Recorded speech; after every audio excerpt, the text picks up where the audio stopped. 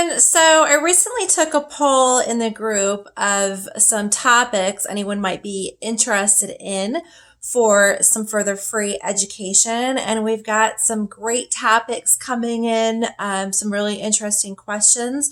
One of the ones that I want to go over today, I'm going to read the question to you first, is we've got a student here that says she's so thankful for the group.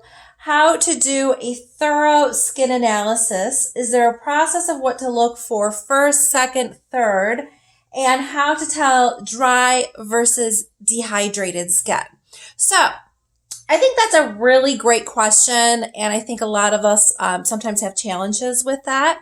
So let's go over it. One of the things that I learned years ago was something that was called SCAT. And SCAT, I know I've put it on the feed and everything on this thread, but I wanted to talk about this more because every time I do a skin analysis, I have those words, SCAT, going through my mind. And what does SCAT actually mean?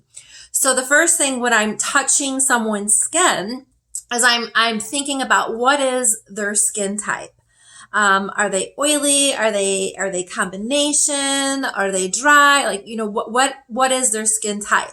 So that's the first one out of SCAT. And I will actually just take the time to say it out loud to the client. If I can see that they've got very visibly oily skin and they've got very large pores and their sebaceous glands are producing a lot of oil, don't be shy about it. Go ahead and tell them that that's their skin type, because a lot of people don't realize what their skin type is, or perhaps they might think, well, I'm dry, but they actually have really oily skin and it's surface dryness. So it's really our job as estheticians to make sure that we're educating our clients on what the actual skin type is. So the next one in SCAT is, what is the condition of the skin? So make sure, I like to touch the skin a lot, feel different areas of the face, through the neck, all through the décolleté, and let them know, the condition of your skin, your barrier is a little compromised. Well, what does that mean? Things are a little broken down.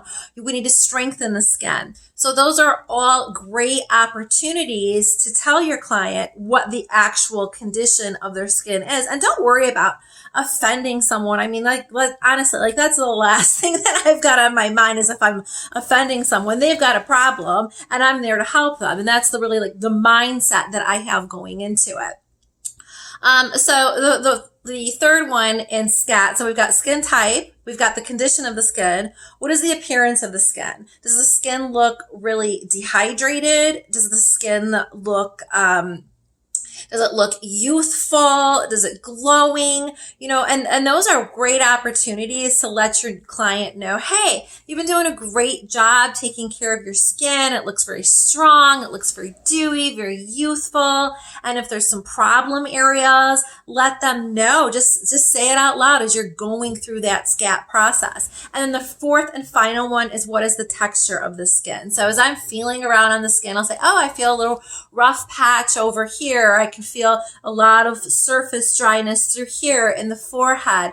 I just like to actually, as I go through each and every one through SCAT, again, it's just to keep saying it out loud to the client, because a lot of times the more that we say that problem, but we communicate it in the right way, we're letting our clients know that, yeah, there is a problem, but then we also set ourselves up for the opportunity of what we can do to help our clients. So I think that's a great way to approach it.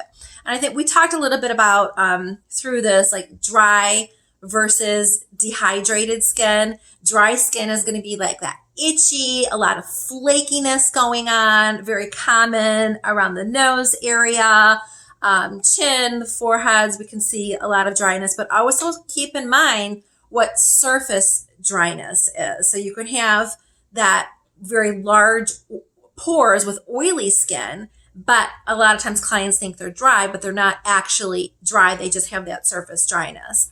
And dehydrated skin, the best thing to do for dehydrated skin is just recommending to your clients the best way to really help that is upping that water intake and adding a lot more hydration and using a lot of products that have hydration. But the number one way it's just, no rhyme or reason getting around it, is always going to be that water intake. So I hope that's helpful. And I'm hoping that when I can post this video, that we'll also have some great tips and tricks that I'm not saying right now that we can add on into the thread and really just create this community where we're really helping one another out.